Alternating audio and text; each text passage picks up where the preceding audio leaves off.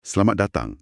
Pernah tak anda terfikir macam mana kata-kata Nabi Muhammad sallallahu alaihi wasallam yang diucap selebih 1400 tahun dulu boleh sampai pada kita hari ini? Adakah ia macam salinan fotostat yang sempurna atau lebih kepada ringkasan? Hari ini kita akan bedah siasat satu sumber akademik, Al-Riwayah bil Makna, untuk fahamkan macam mana para ulama' dulu hadapi cabaran besar ni untuk pelihara ribuan hadis hanya guna ingatan manusia. Misi kita, nak tengok sistem canggih yang mereka bina untuk pastikan mesej itu tulen merentasi zaman. Untuk mula, kita kena faham dulu satu istilah asas ni, al-riwayah. Secara mudah, ia maksudnya memindahkan percakapan. Tapi dalam dunia hadis, maknanya lebih mendalam. Ia satu proses formal untuk pindahkan hadis siap dengan rantaian perawinya, yang kita panggil sanad. Dan ia guna lafaz-lafaz yang spesifik. Contohnya, bila perawi sebut haddatsana atau telah menceritakan kepada kami, itu ada maksud teknikal dia. Okey, jadi ia bukan sekadar dengar dan cerita semula. Ada protokol dia. Jom kita masuk cari yang pertama, yang bunyinya paling ideal. Al-Riwayah bil Lafz. Kiranya menyampaikan hadis sebiji-sebiji macam mana ia didengar. Kan? Macam satu rakaman audio yang sempurna. Tepat sekali. Inilah standard emas dalam pengajian hadis. Semua ulama' setuju kaedah ni yang terbaik, tak ada pertikaian langsung. Ia matlamat utama setiap perawi. Nak jadi saluran yang paling jernih untuk sabda Nabi. Jadi, ia bukan pasal ingatan saja, tapi pasal satu sistem amanah. Tunggu sekejap. Saya selalu ingat semua hadis memang cuba disampaikan macam tu. Tapi sumber kita ni kata cara yang paling sempurna ni sebenarnya sangat jarang berlaku. Itu agak mengejutkan, kenapa ya? Di sinilah realiti bertemu dengan idealisme. Ingatan manusia ni kan ada hadnya. Bukan semua orang mampu hafal teks panjang-panjang secara sempurna. Menurut Al-San'ani, seorang ulama yang disebut dalam nota ni, kebanyakan hadis dari para sahabat sebenarnya berdasarkan makna, bukan lafaz asal. Tapi untuk yang diriwayat secara lafaz, kita boleh kenal pasti melalui tanda-tanda khas. Tanda-tanda macam mana tu? Contohnya, bila perawi guna frasa Sami'tu Rasulullah sallallahu alaihi wasallam. Maksudnya, saya mendengar Rasulullah sallallahu alaihi wasallam bersabda. Ungkapan ni sangat kuat. Ia menunjukkan dia dengar sendiri, tak ada orang tengah. Jadi ia macam bukti sahih lah ya. Macam dalam contoh hadis daripada Al-Mughirah tu, sesungguhnya berdusta atas namaku itu tidak seperti berdusta atas nama orang lain.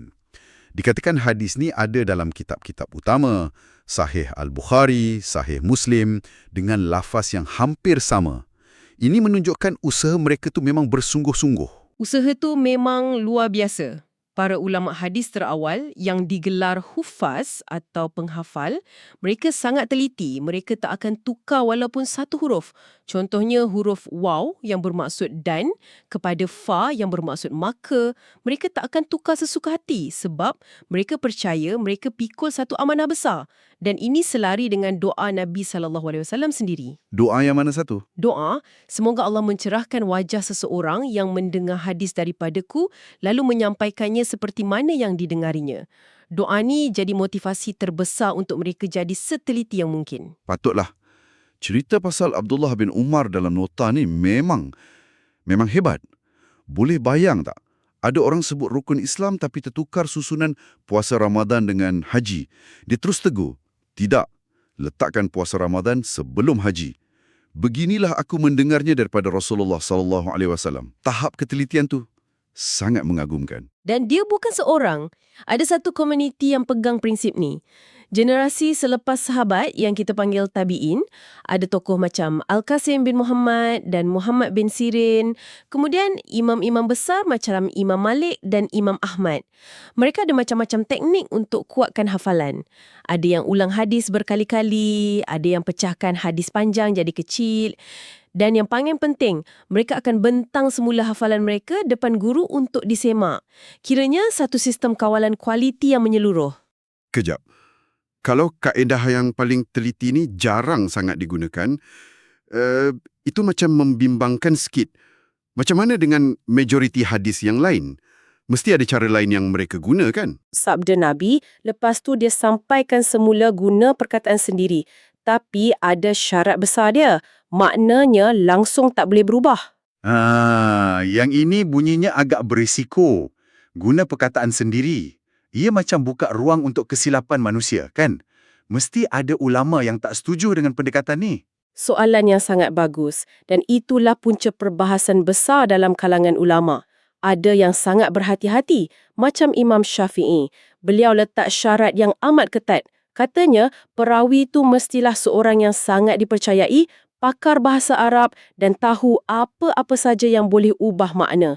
Kalau tak, dia bimbang orang tu mungkin secara tak sengaja memalingkan yang halal kepada yang haram. Ada yang lebih tegas dari itu. Ada.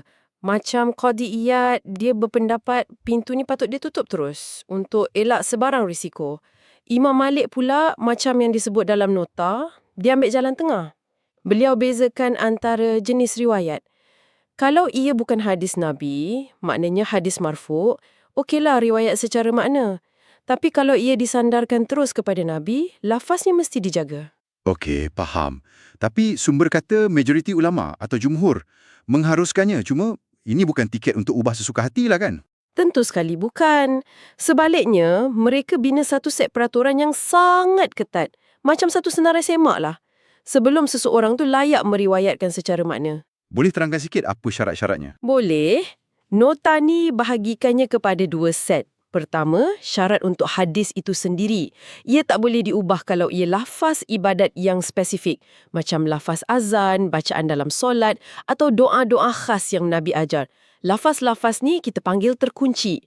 Begitu juga dengan sabda Nabi yang sangat puitis dan padat yang dipanggil Jawami Al-Kalim. Jawami Al-Kalim. Contohnya macam mana? Contohnya, perang itu adalah tipu daya. Ringkas, padat, maknanya mendalam. Kalau kita ubah ayat tu, kesannya mungkin hilang. Kemudian, set syarat kedua adalah untuk perawi itu sendiri. Dia bukan orang biasa. Dia mesti pakar bahasa Arab yang faham nuansa setiap perkataan. Dia kena tahu apa saja yang boleh rosakkan makna dan mampu beza antara perkataan yang nampak sama tapi sebenarnya berbeza. Paling penting, dia mesti arif tentang syariah dan tujuannya. Kalau tak lepas semua ni, riwayatnya ditolak. Jadi, ia bukan lesen untuk mengubah. Ia lebih kepada satu bentuk penterjemahan bertauliah oleh pakar pada zaman itu untuk pastikan mesejnya sampai dengan betul. Tepat sekali. Hujah paling kuat yang sokong kaedah ni ialah kesepakatan ulama'. Mereka setuju kita boleh terangkan syariah kepada orang bukan Arab dalam bahasa mereka. Jadi, logiknya kalau terjemah ke bahasa lain pun boleh, apatah lagi susun semula ayat dalam bahasa asal selagi maknanya terpelihara. Saya masih terfikir, kenapa perlu ada riwayat secara makna ni? Kenapa tak semua orang paksa diri hafal sebiji-sebiji macam Abdullah bin Umar tadi? Mesti ada sebab praktikal dia. Memang ada. Kadang-kadang hadis itu sendiri sangat panjang. Atau dalam bentuk kisah. Kan lebih natural untuk kita cerita semula satu kisah daripada hafal setiap patah perkataan. Ada juga faktor manusiawi. Mungkin perawi itu lupa satu perkataan, jadi dia ganti dengan sinonim yang dia amat yakin sama maknanya. Masuk akal. Ada satu pandangan menarik daripada Mana Al-Qattan dalam nota ni.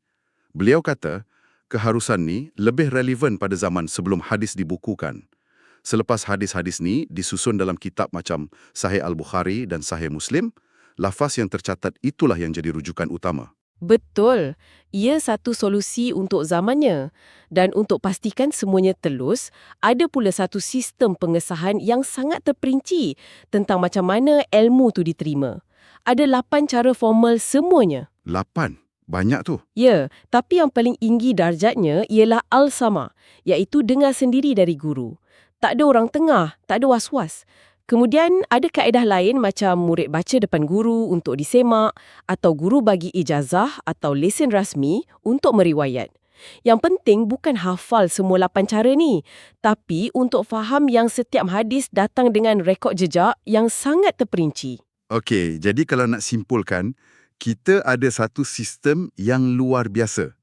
Di satu pihak, ada usaha untuk capai kesempurnaan mutlak melalui riwayat secara lafaz. Standard emas. Di pihak lain, ada satu realiti praktikal iaitu riwayat secara makna. Tapi ia tak dibiarkan begitu saja. Ia dikawal dengan syarat-syarat yang amat ketat.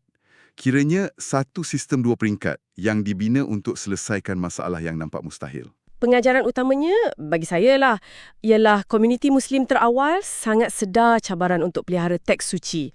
Mereka tak pandang ringan. Sebaliknya, mereka bangunkan satu sains periwayatan yang sangat sophisticated. Sains ni berjaya seimbangkan antara keperluan untuk ketepatan mutlak dengan realiti ingatan dan komunikasi manusia. Ia satu sistem yang dibina atas dasar takwa dan disiplin intelektual yang sangat tinggi. Sebagai penutup, kami nak tinggalkan satu persoalan untuk anda renungkan. Sumber, kita ada sebut pasal lafaz-lafaz yang perawi guna daripada yang paling kuat macam sami'tu, saya dengar, sampailah yang lebih umum macam an, dari. Dengan pengetahuan baru ni, lain kali anda baca hadis dan nampak senarai nama perawi yang panjang sebelum teksnya, macam mana pandangan anda terhadap senarai itu? Ia bukan lagi sekadar senarai nama yang membosankan kan? Tapi sebuah peta perjalanan. Sebuah peta yang tunjukkan macam mana ilmu itu telah mengembara melalui kaedah apa dan dengan cop pengesahan apa di setiap hentian sebelum ia sampai kepada anda.